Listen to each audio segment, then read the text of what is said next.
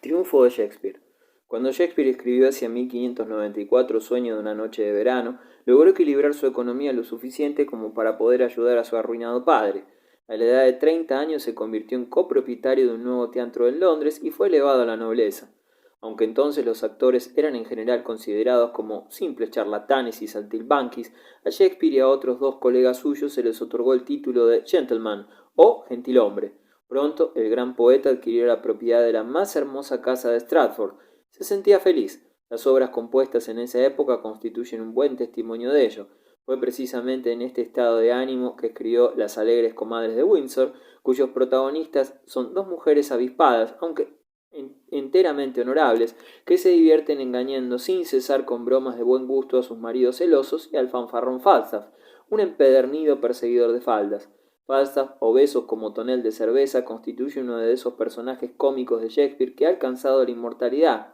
De hecho, el poeta había creado la figura de Falstaff para su drama Enrique V, pero en esta obra de carácter histórico el obeso caballero presentaba mucho menos aspecto de vulgar payaso.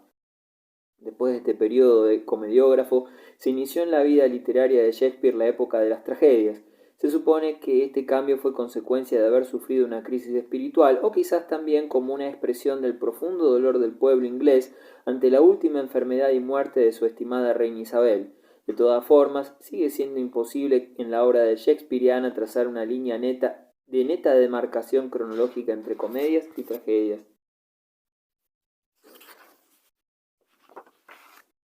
En 1599, año de la inauguración del Teatro del Globo, Shakespeare escribió la tragedia Julio César.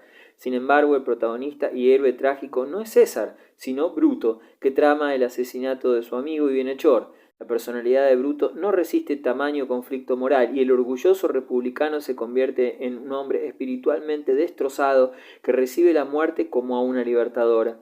Amigos míos, mi corazón se alegra de no haber encontrado en toda mi vida ni un hombre que me fuera fiel y alcanzar mayor gloria por esta jornada de derrota que la que puedan obtener Octavio y Antonio por su innoble victoria. Adiós, pues, a todos vosotros. La lengua de Bruto casi ha acabado la historia de su vida. La noche ya pesa sobre mis ojos y mis huesos querrían descansar. Mis huesos que solo se han afanado en que llegara pronto esta hora. Macbeth, Hamlet, Otelo. La tragedia Julio César pertenece a la misma época en que nacía una primera versión de Hamlet, príncipe de Dinamarca. Desde la época del romanticismo, todos los grandes actores teatrales han soñado con representar, al menos una vez en su vida, el papel de protagonista de esta tragedia. La extraordinaria fama de Hamlet ha perjudicado mucho su auténtica significación. Se citan sin discernimiento alguno frases que han adquirido carácter de proverbio, como to be or not to be, that is the question. Ser o no ser, esa es la cuestión. Y se olvida que aparece inserta en un monólogo en torno a la idea del suicidio. ¿Quién desearía doblarse bajo la pesada carga, gemir y sudar bajo una vida agobiadora, si el temor de lo que hay después de la muerte, de ese país inexplorado de cuyos confines ningún viajero vuelve jamás, no turbara la voluntad y no nos hiciera soportar el mal que ya tenemos antes que precipitarnos hacia otro mal que no conocemos? Nada más lejano de nuestro claro espíritu mediterráneo que esta obra recargada de episodios, centrada en un príncipe vestido de negro que recita largos monólogos con una calavera en la mano. Hamlet, observa Pedro Mancien, traductor francés de Shakespeare, exhala un hálito de desesperación, de locura, de cadáver, de pecado, de algo podrido. Es la apoteosis angustiosa de la duda y de la amargura, la tragedia del fracaso y de la impotencia del filósofo que pasa a la acción, el análisis casi cínico de la melancolía que degenera en locura. A Hamlet sucedió en 1604 la tragedia Otelo, el general moro al servicio de Venecia, modelo de valentía y rectitud. Las virtudes de Otelo causan tan impresión en la hermosa Desdémona, hija de una noble familia veneciana que se enamora de él. Se desposan ambos en secreto. Junto a ella, el moro de Venecia alcanza la dicha más completa. Entra entonces en escena el abominable Iago, envidioso, traidor y ducho en artimañas. Iago es oficial de la guardia de Otelo, siente profundo rencor contra su jefe por haber promovido al florentino Casio al cargo que él apetecía. La ofendida vanidad de Iago lo convierte en un hipócrita redomado, poco menos que genial, que intenta vengarse de ambos persuadiendo a Otelo de que su mujer es la amante de Casio. Otelo es demasiado honrado para sospechar nada. El moro, dice Yago a Rodrigo, es de una naturaleza sincera y abierta, que cree honradas a aquellas personas que solo lo parecen. Pero el artero traidor va destilando en sus oídos el veneno de los celos lentamente hasta que intoxica por completo el alma de Otelo. Angustiado y enloquecido, el moro da rienda suelta al furor dimanente de su temperamento africano. En su ciega locura, da muerte a la mujer a quien ama más que cuanto existe en la tierra. Al saber que Desdémona es inocente, Otelo se traspasa el pecho con la espada criminal y se desploma junto a su esposa. Otras grandes tragedias sucedieron a Otelo, con solo un año de diferencia, entre ellas y en primer lugar otra obra inmortal, Macbeth. El telón se levanta ante tres brujas, en la landa brumosa y desierta de Escocia, que predicen a Macbeth que será rey. Así se crea desde la primera escena una impresión de misterio, de ocultismo, de horror incluso, que el autor sabe mantener magistralmente durante toda la terrible noche en que Macbeth, que codicia la corona escocesa, impulsado por su esposa, asesina a su soberano, el buen rey Duncan. Después de su crimen, Macbeth usurpa el trono de Escocia, pero este primer paso en el camino de la infamia y de la traición lo induce a cometer nuevos crímenes. Macbeth perpetra un asesinato tras otro. El espectro de sus víctimas lo persigue por doquier clamando venganza. En vano, el rey impenitente intenta restaurar su valor consultando a tres hechiceras que, acurrucadas dentro de una gruta sombría, en torno a su caldero hirviente, entonan un canto lúgubre. Grandiosa en su intrépida maldad, aparece Lady Macbeth, rubia, alta, ojizarca, febril, enloquecida por su ansia de poder político. Todos los episodios del drama se desarrollan cargados de tinieblas y de sangre. Cada escena causa un escalofrío mayor que la precedente.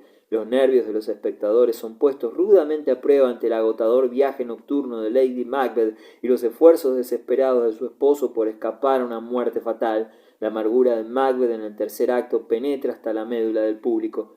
Mañana y mañana y otra vez mañana, arrástrate paso a paso, de día en día hasta el último destello del recuerdo. Todo nuestro pasado ha servido para iluminar a unos locos el camino que conduce al polvo de la muerte. Apágate, breve antorcha. La vida no es sino una sombra que pasa.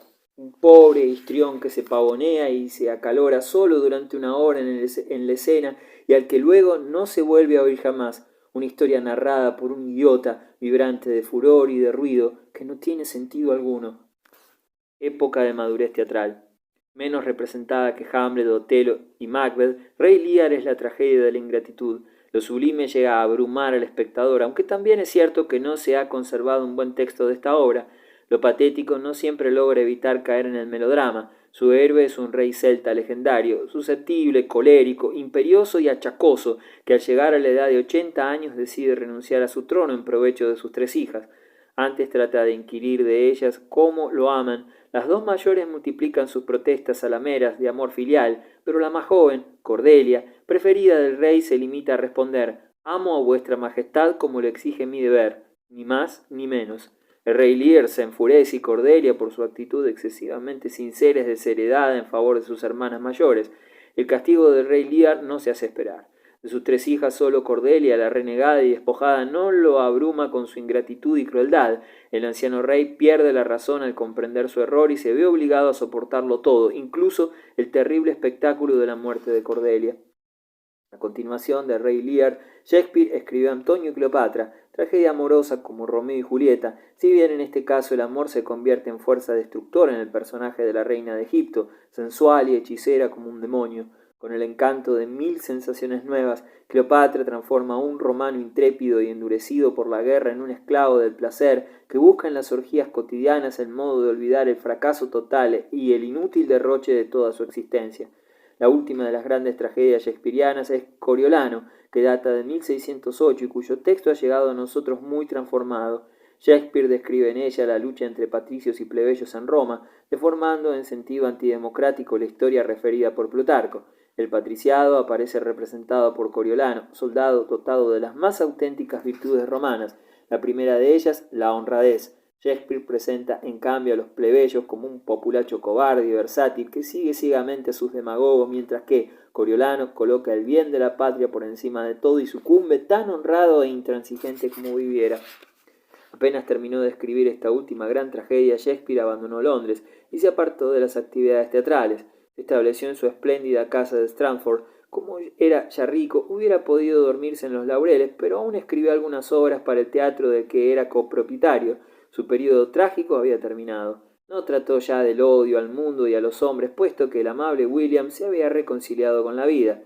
Las últimas obras escritas por Shakespeare son piezas fantásticas, en que se vislumbran el cansancio y la melancolía del poeta, como en La Tempestad. Esta obra nos recuerda en cierto modo el sueño de una noche de verano, aunque su significación alcanza mayor profundidad por tratar la oposición entre la vida civilizada y el estado salvaje, representado por el monstruo Calibán, cuyo protagónico es anagrama de caníbal, hijo de la hechicera Sícorax y secuaz del infierno. A pesar de su honda melancolía, La Tempestad ostenta el sello de la creencia católica en la redención y cierta concepción del ser humano que no puede realizar con eficacia ninguna obra buena si no es arraigándose en la gracia divina. La muerte de Shakespeare.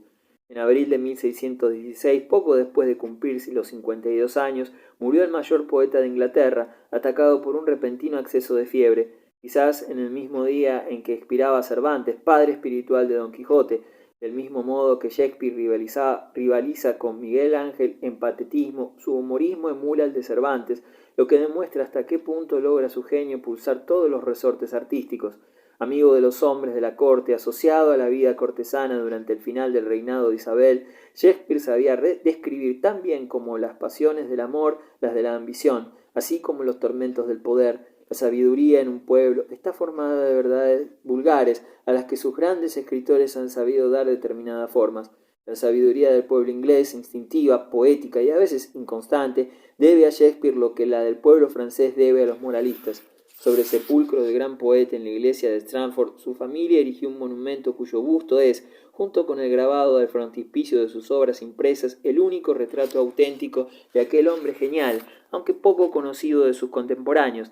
En efecto, son escasos los datos de su vida. Si bien todos los escritores de su época lo mencionan con simpatía, dicen que era sociable y de carácter cordial. Su amigo, el célebre Ben Jonson, autor de Volpone, lo califica de honrado, sincero y libre. Sin embargo, Shakespeare, en cuanto hombre, sigue siendo un enigma para el historiador moderno. Quizás lo quiso él así. No se ha conservado ninguna carta suya autógrafa y su primera biografía data del año 1709. Algunos eruditos afirman que el mayor dramaturgo de Inglaterra no fue Shakespeare, sino Bacon, que no era precisamente actor teatral, sino canciller. Según ellos, el célebre estadista y filósofo Francisco Bacon ocultó voluntariamente su calidad de autor, permitiendo que un oscuro histrión, un tal William Shakespeare, cargara con la paternidad de las obras creadas por él. Según los baconianos, un simple actor teatral no hubiera sido capaz de escribir tales monumentos literarios, ni poseer los amplios conocimientos y la profunda cultura que atestiguan las obras atribuidas a Shakespeare. A lo largo del tiempo se ha creado una extensa bibliografía referente a esta debatida cuestión. Los conocedores de Shakespeare le conceden cierta importancia, pero menos para la historia literaria que para la crónica de la psiquiatría. Uno de los mayores especialistas en el estudio de las obras de Bacon ha dicho: si otra persona distinta de Shakespeare ha escrito sus obras, idea que yo rechazo formalmente, esta persona no puede ser en modo alguno Bacon. Tampoco hay probabilidades de que el autor de la obra shakespeariana sea el escritor Marlowe, su digno precursor, autor de un Fausto y de un judío de Malta, en quien se inspiró Shakespeare para su Mercader de Venecia.